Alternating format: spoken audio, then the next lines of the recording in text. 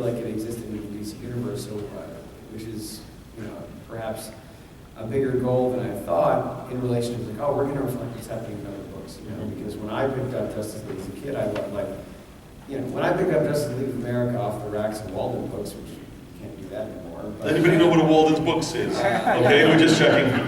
I picked up Justice League, and Superman was blue and white and had electric powers, and Hippolyta was Wonder Woman, and take your pick of many other things that happened to not be completely standard at the time.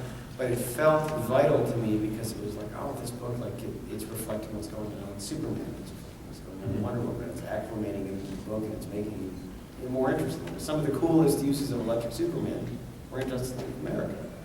Where he's like giving the moon opposite charge to Earth and things like that. And you realize you're the only one who puts Electric Superman and cool in the same sentence, right? There's going to be at least one more after the end of this year. But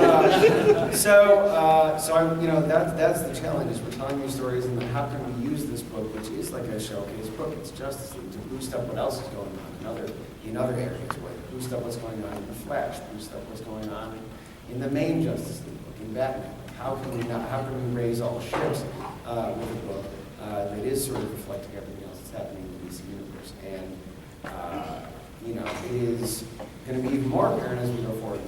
Talking about how you integrate things as Metal kicks in. I feel like it's safe to say Batman's going to be very busy during Metal, and that has created a lot of narrative story opportunities for us to sort of see where the team can go if he's not always there. And make good at all the things that we hope they could do. Like the stakes are raised when that linchpin, that safety net is gone.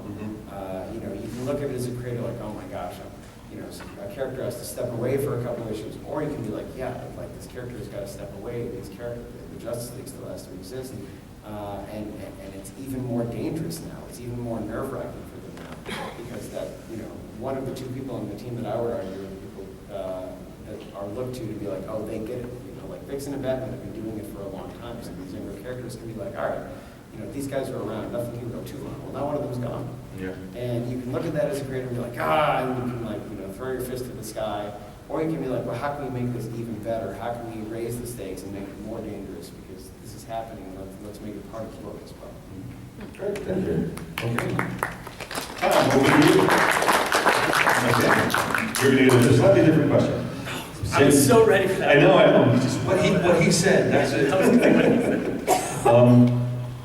I've watched your process in particular because you've also dealt with artists that move at different paces. And when you're doing double shift, just to manage every one of you guys, just to manage the art, the artist has been probably one of the more difficult things, writing ahead and working behind. How difficult is it for you, especially when you have stories that are intricately tied together, that one builds to another going forward? How hard is it to work with multiple artists, and how it is to write ahead, or what's your process in working with the different artists? Yeah, I think that's the biggest challenge of double shift is, I hated comics where you read one issue and then the art would change in the next issue, but the story would be the same. It always took me out of the story, right? It was like, the most famous example is Infinity Gauntlet, right? Like it starts with George Perez, and Ron Lim's a freaking great artist, but George Perez, those first two issues of Infinity Gauntlet were so beautiful, and you felt like the story kind of it didn't feel as real. Like it's kind of like when you watch a movie and someone stares right into the camera for a second. Like, oh, that's an actor, not a person, And I feel like that's the same with art. So I try to make the art. So the challenge of double shift is to avoid that, where the story always is mimetic, or I don't know what the fancy word for it is, but a story is always limited to the artist. So like in Jokes and Riddles, we're doing double shift, and Mikhail Youngin, who was drawing it, he can't do 6 double shift. He can't do 6 in a row because that would be insane. Like no artist could do that. So we give him 2 breaks. Instead of just telling the story straight, we drew one of my favorite artists, Orbit Clayman, and he told the Kite Man story. So it was out of the story, and we changed the shifts. The writing shifted with the artist. And I think that's the big challenge. And especially if we're going into year 2, because in year 1 you had a big lead-up time. Now we don't have a lead-up time where we're improvising. And so you have to make the stories match what your artists can do, and that's the challenge of it. But it's also fun because when you're a writer, you want to be put in a box, kind of. Like, that's like, the scariest thing for a writer is a blank page and miles to go with nothing to do. If someone says to you, well, you only have 2 issues and here's the artist, that puts you in a box and gives you a place to start, so you can start seeing the issue and you can start focusing around that. And it's just so, like in Batman now, we're going to do short arcs for a little while. Joelle Jones is going to be one team. She's going to do 3 and then 2 and then 3, but they'll all be, like I said, they'll be contained to that story, so that when you get the final trade, you're not reading a bunch of artists and a bunch of the same story with a bunch of artists. What you're reading is stories made for those artists and that shift when the art shifts. I think it's better for the fan. Okay. Does that help you with process? Where is it? Where you left. No, he's there. Did that help you with the process question?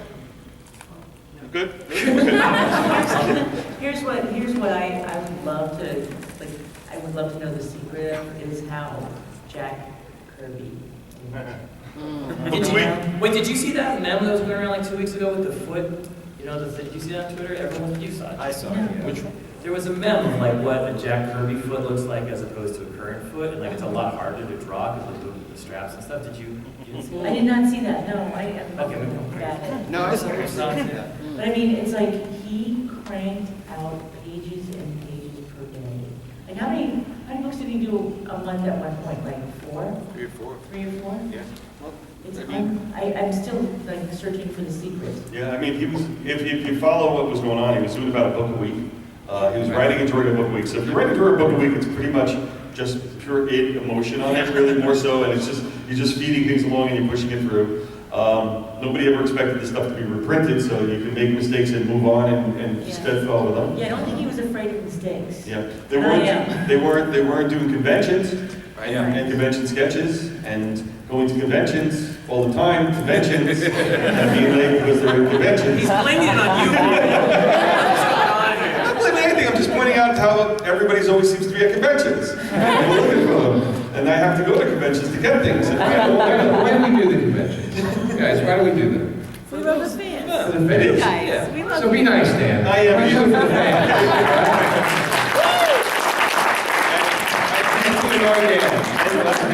And truth be told, I do enjoy conventions. You know I do. I mean, for me, it's interesting. Love you too. If you could turn it back to the crowd for a second, if for us is this level of interaction.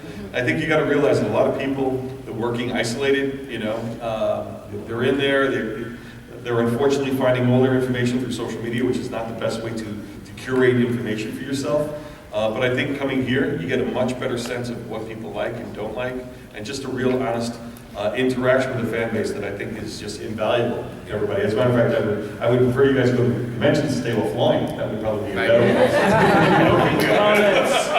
Kirby never stopped to check Twitter. Yeah, I you think see, that was his. he never Twitter. So that's it, Amanda. No Twitter. No Twitter, no. A book Well, a week. I really, for the most part, I stay off She has- social media. yeah, she doesn't do social media. I'm not good at it. Twitter I'm not- plated. Yeah, well, yeah, I have a hard time straddling virtual and reality. I can't be in the moment if I'm looking at my phone and trying to answer tweets. Yeah. Then I'm ignoring the people I'm actually in the room with. Like like some people I know, it's magic to me. They can be engaged with you and then on their device and answering stuff, and I don't know how to do that. I'm not capable of that. So I tend to just like, Ignore it. well, yeah, I mean, that's what My you spelling would be so awful, you wouldn't be able to read what I said anyway. I will say, though, that Dan is one of the few people that are pretty much running comic companies right now. Dan is a big wig, and yet he's always at the cons, and he's always interacting with you guys. So let's give a round of applause for Dan. Oh, shut up.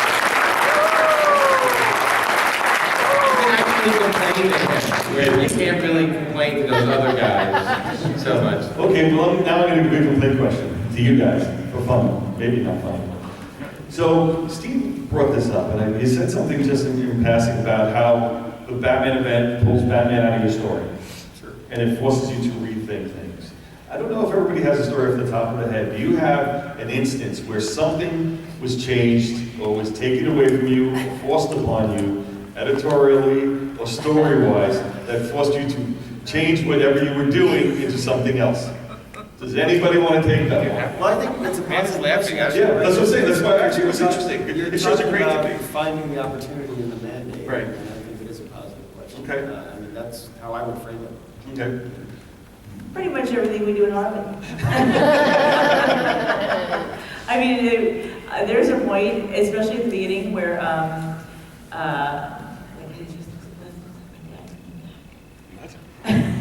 sorry, I got distracted. Hey, what are you tweeting? Amanda's brain tweeted right now. The guy to the left looked like your dad? Just like my dad from backwards. Was my dad? Your dad's still alive, so it could be possible. Right? So you know it's not Ghost Dad. Ghost Dad. I mean, turn around and be like, oh, it's that guy, you know. But anyway, okay, I got distracted. But in the beginning, Jimmy and I pretty much became the king and queen of red flags at DC Comics. And so many times people are going, no. Well, I guess, who makes those decisions? When we Be ultimately me. Well, no. If it was you would call. I would call you, yes. Yeah. And I say, if Dan's calling, that means we really have to actually change it. But if the editor's phone, we can argue it out. But if Dan actually picks up the phone and says, okay, what the hell is this about? And then we go, oh, okay, maybe we did go too. But that is our job as writers. Our job is to go too far. Yeah. And then let everybody go, what, no. So, you know, and that's why we... Yeah, I think it is our job, right, to challenge, to push. I always say I'd rather try to hold somebody back than push them forward. Yes. It's easy, you know what I mean? Rather you guys push it all the way to the limits, Yeah. which you do. Yes. More than enough. Yes. Every issue. We got to test it. I mean, Yeah. we're making a list of things Amanda's gotten away with in the book. We've gotten away in the book. I would just say buttholes is one of them, I right? like drawing buttholes. It's easy. It's accurate. On animals. Oh, wait, is Constance still here? No, she left. Because she showed me an advertisement that was like probably the worst thing I'd ever visually seen in my life. And it was a picture of a guy sneezing, but it didn't. I gotta get her to tweet that so everybody can see what I'm talking about. It was foul. Move. Somebody move, Amanda. Somebody may move, Amanda. There you go. Over to you, James. Oh boy. I know, because you like to put a lot of characters in books. I do. I don't know, I'm trying to think of a version of this that I can talk about without... Without spoiling? Yeah. I mean... No, spoil it, come on. We're their friends. Right? We're their friends. I mean, it can, like, sometimes it can be frustrating. Like, one thing that I think can be inferred by the fans is that because he was on the cover, was in the last part of the button, there was briefly going to be, a Red Robin thing that then led directly into my arc Intelligence, that part of Intelligence was built to be like, okay, if Batman knows that there's a mystery out there that he can't solve, what would he resort to solve it? And it would be like, would he resort to the strange? And I had to basically kind of reshape the core of that story to build to the reveal that the story originally started with. And the story had already been like half drawn at that point, so it was like, okay, like that, it's sort of sitting down, staring at a wall and trying to build something out. And that, you know, it's not always a fun process. I do like I like solving story problems. Like, I genuinely like solving story problems. One of the things that I wanted to jump in earlier with the conversation, move forward, was in Double Ship, one thing that can be interesting in terms of, like, you know, sometimes when an arc needs to be written quickly, like it's sometime, and I am working with multiple artists, I will write part 1, part 3, part 5, part 2, part 4, part 6, which is an interesting way to write a comic. But the interesting thing that I started doing with that is, because I have a pretty detailed breakdown, and then I tend to improvise on the fly as I go. It's when I sort of realize that a scene needs to be escalated, a scene needs to be like stronger, and I need the tension to be higher. So I started realizing early on in the detective run that if I'm suddenly writing part 3 and then I dial everything up to 10 at the beginning of the scene, then I need to figure out how to get there in the previous issue. And that makes that issue almost more fun to, like, it's a headache for an evening as I'm trying to break it, but then once I do, it drives the tension higher, because I'm not like doing it in a linear way, then it's about, okay, how do I get to that point? But when I'm handling each issue as an individual thing and making sure each issue is a satisfying experience in and of itself, like I want to make sure that the tension's really high and all of that. And sometimes a story kind of drives you for a mid-level tension where it's just like, okay, this is a step towards the ending and all of that. But no, when you're actually just working on an issue and you don't have the scene right before it in your head, no, the stakes need to be way higher. And it leads to some really interesting storytelling, and I'm very proud of what I've been able to do on Detective with that. And the reason why I like to ask this question, because I hear the frustration the whole time.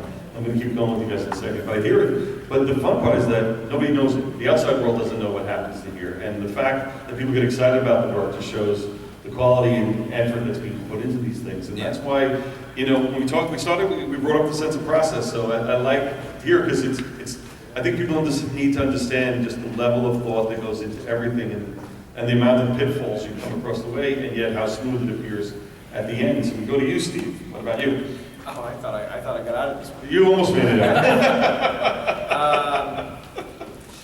Well, I think what can I say?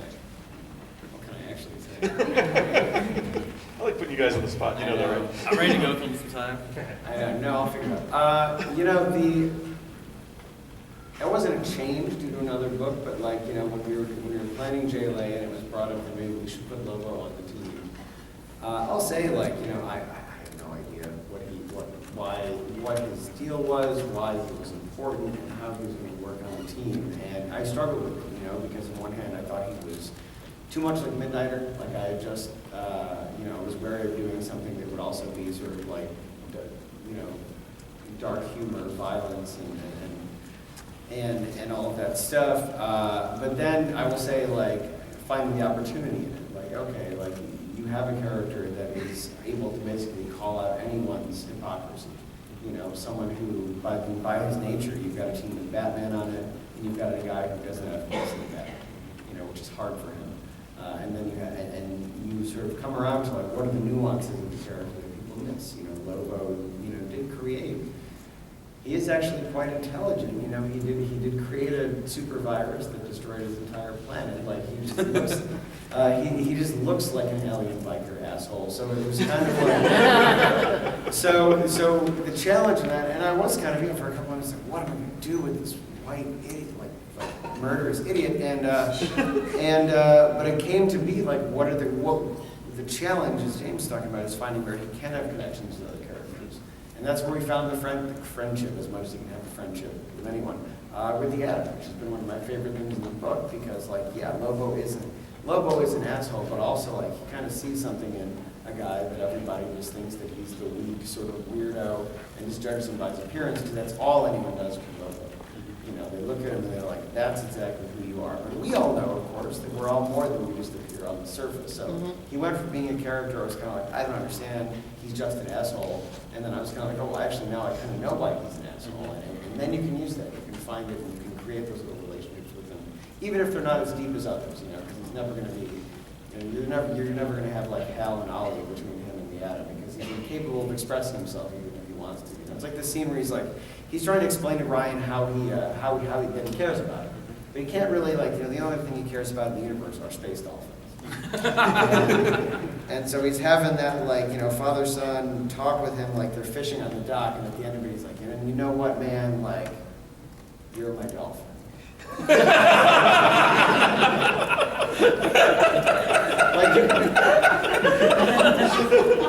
You get it, right?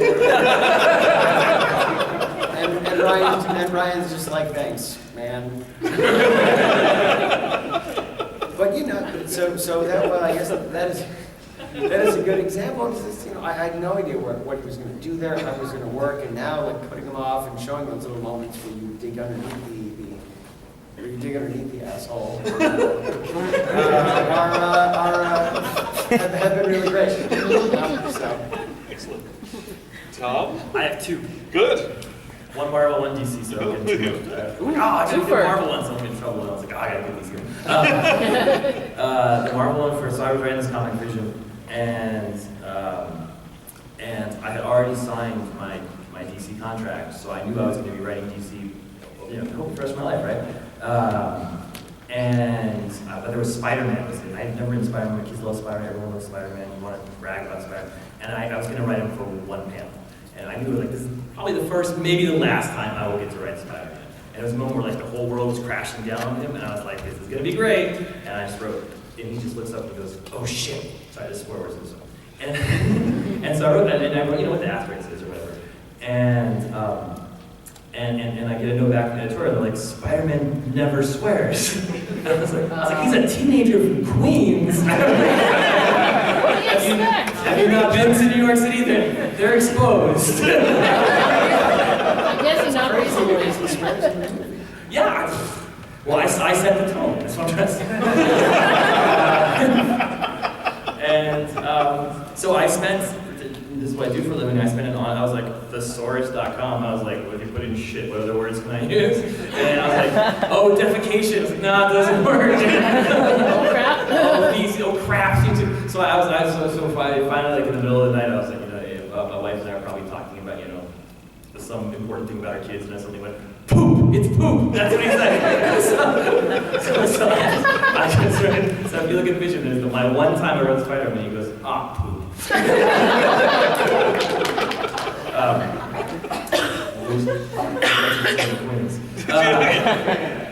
My DC example is very recent. I wrote an issue of this Jokes and Riddles thing, where Batman, or Bruce Wayne, sits down and he has dinner with Joker and Riddler, and that's all that happens for 20 pages. First of all, it's impressive Batman sat down. He was ready to go. He didn't have a chair, he just was working his quads.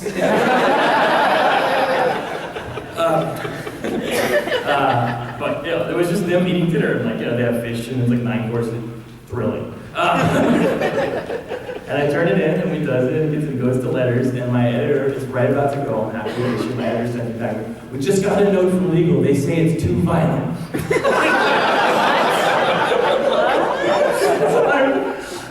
I work with David Finch, who draws the most violent. Him and Bane just beating the crap out of each other, like there was teeth shredding. And but I was like, Batman just sitting down to dinner was too violent. I looked at the comic and I was like, how do I reduce those? Like, should they not use forks? I don't know. Wait, How was eating dinner violent? How did you, what happened? What is? I don't know this. You don't know? No, I don't know. Oh. Yeah, there's nothing violent, too violent. What was the? They made the blood. There were some scenes where there was like flashbacks to blood they took out. They made the blood darker because bright blood is violent, but dark blood is not. And I just worked there, man. See, That's that all I would know. have just made the top of my head pop off. and then they approved it to Bob Harris, who's somewhere, approved it to go out because every Batman has written T for teens. They approved it to not be T for teens. It was the only issue that's not prepared for teens is where they're sitting down and having dinner. So they made an exception, so we could have a horribly violent time of them being like. I was going to ask, what are they eating? That's what I was They were eating Robin.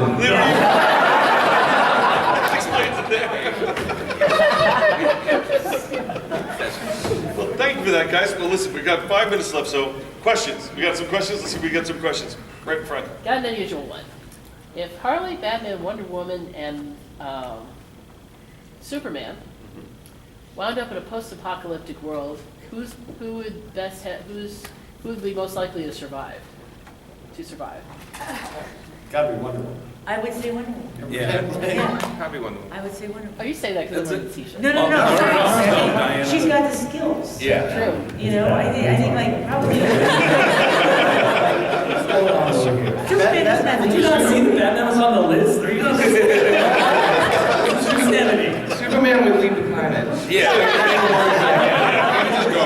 He would just go. But he wouldn't want to leave his friends. But I mean, he doesn't have to eat. He doesn't have to sleep. They would eat Harley eventually. Harley would be eaten first. That's what I think. Survive. I think if you're interested in the answer to that question, there's a new thing that just started at DC, Gotham City Garage, that is a kind of post-apocalyptic story that like deals with a lot of those characters. So you should check that out. There you go. I thought it'd be fun to ask because I play Fallout. And so, There you go. Right over there, sir. Yes. Any plans to bring Connor Kent or Mark Allen back to DC Universe? I stop him every day. I mean, I would say if you're fans of that relationship, read Lonely Place of Living, but that's all I can really say because this guy says no a lot. Yes, there you go. Right there. This is for any or all of you. What's your favorite DC comic story? Oh boy. Flex Mentallo. That's actually Wait, I thought you meant like inside politics stories. Like some more No, comics. Graham Morris on a plane or something. I think I need like an hour to figure that one out. Yeah, I don't have one. No, I got one. You got one? What do you got? Flash 54 by William Messner Loebs. I met him this year and bragged about it. It's just Greg LaRoque, who's at the comic. It's the whole issue is Flash is on a plane. There's a terrorist. He defeats the terrorist, but they blow a hole in the plane, and the steward is sucked out. This is before the Flash, before Speed Force. So Flash was just a dude who could run fast, and he's like, "What do? I don't fly. We're 30,000 feet in the air. If I jump, I'll die too." But he's like, I have no choice, and he jumps out of the plane. And the whole issue is just a Flash and the stewardess and him trying to fall and save her without the ability to fly. And it's, if you read Batman #1, it's a tribute to that story. So it's simplicity. I'd love that. Mine might be a toss-up between The Dark Knight and that Harley Quinn Ivy story where they kidnap Bruce and take him Christmas shopping. I don't know, those are come to mind, but I'm sure there are more that I like, that I'll like 20 minutes from now, I'll be like, oh, you should have said that one. Yeah. The one that came to the top of my head because there are too many to count, is Kingdom Come is an incredibly important story to me. It's the story that opened up the DC universe for me. I knew about Batman before that, but that's how I found out about Shazam and all these other characters, and it made me actually dig deeper into the DC universe back when I was a kid.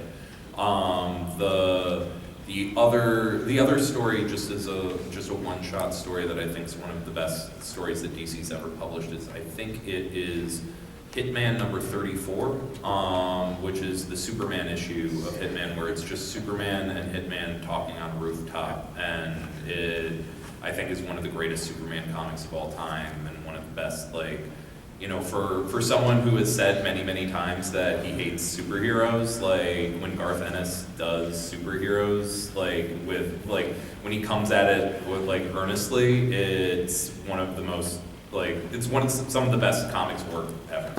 Read the pro, that's all I have to say.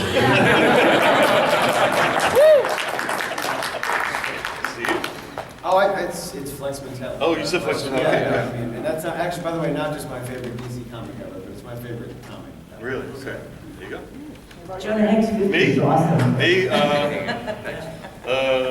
It's a tough one. The one that jumps to head, you talk about what brought you in.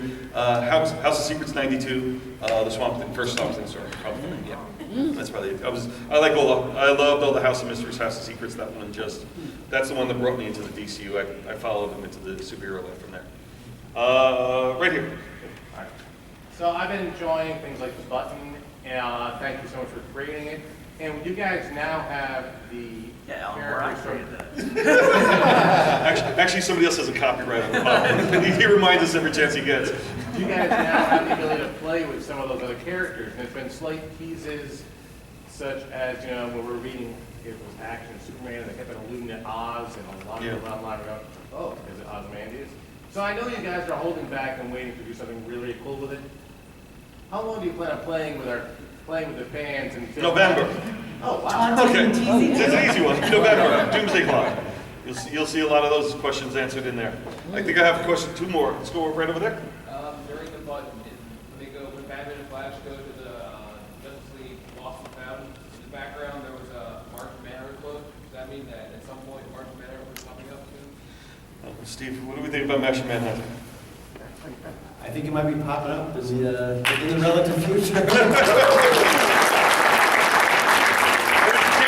have one more question right over here in the aisle.